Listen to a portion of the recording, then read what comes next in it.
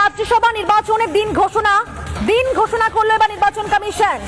রাজ্যসভা নির্বাচনের দিন ঘোষণা করলো নির্বাচন কমিশন।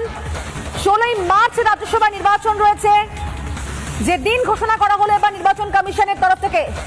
রাজ্যসভায় কিন্তু বাংলার জন্য 5টি আসন বরাদ্দ থাকে এবং সেখানে এবার দিন তো ঘোষণা করা হলো, কারা সেখানে জায়গা পান সেটাই এখন দেখার। 16ই মার্চ রাজ্যসভা নির্বাচন, দিন ঘোষণা করলো নির্বাচন কমিশন। রাজ্যসভা নির্বাচনের দিন ঘোষণা করলো নির্বাচন কমিশন এবং যে দিন জানা যাচ্ছে 16ই মার্চ রাজ্যসভায় নির্বাচন রয়েছে। সেক্ষেত্রে মনোনয়ন জমা দেওয়ার শেষ তারিখ হচ্ছে 5ই মার্চ এবং স্ক্রুটিনি হবে 6 মার্চ। অন্যদিকে মনোনয়ন প্রত্যাহারের শেষ তারিখ হচ্ছে 9 মার্চ। রাজ্যসভায় বাংলার জন্য 5টি আসন বরাদ্দ। রাজ্যসভা নির্বাচনের এবার দিন ঘোষণা করা হলো নির্বাচন কমিশনের তরফ থেকে।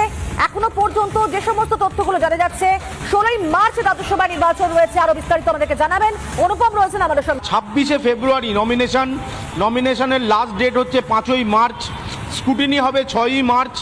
লাস্ট উইথড্রল অর্থাৎ রাজ্যসভায় নাম দেওয়ার পর সেই নাম প্রত্যাহারের শেষ দিন বলছে নির্বাচন কমিশন 9ই মার্চ এবং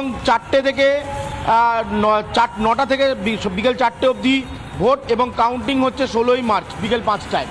এবার তোমায় জানিয়ে রাখি যে রাজ্যসভায় পশ্চিমবঙ্গের 5টা আসনের মধ্যে যেটা আমরা খবর পাচ্ছি যে একটি আসনে তৃণমূল কংগ্রেস তারা পরিবর্তন আসছে, তাকে রাজ্যসভায় না নিয়ে এসে বিধানসভা নির্বাচনে লড়ানো হতে পারে এমনটা কিন্তু জানা যাচ্ছে।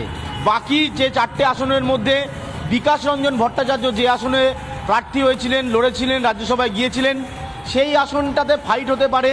বাকি অন্যান্য আসনগুলোতে তৃণমূল কাদেরকে প্রার্থী করবে না সেইটা এখনো পর্যন্ত স্পষ্ট নয়। শোকেত গোখলে, সুব্রত বক্সি, ঋতব্রত বন্দ্যোপাধ্যায়, বিকাশ রঞ্জন ভট্টাচার্যের মতন মুখ রাজ্যসভায় এতদিন পর্যন্ত ছিল। তবে এবার তৃণমূল কংগ্রেস রাজ্যসভায় প্রার্থী বদল করবে কিনা, নাকি পুরনো যারা ছিল তাদেরকে এক্সটেন্ড করিয়ে দেওয়া হবে সেইটা এখনো নিশ্চিত নয়। তবে তৃণমূলের যে প্রার্থী ছিল রাজ্যসভায় তাদের মধ্যে একজনকে সম্ভবত, যেটা আমরা খবর পাচ্ছি, একজনকে রাজ্যসভায় নয় এবার বিধানসভায় নির্বাচনে লড়ানো হতে পারে বলে আপাতত সূত্র দাবি করছে।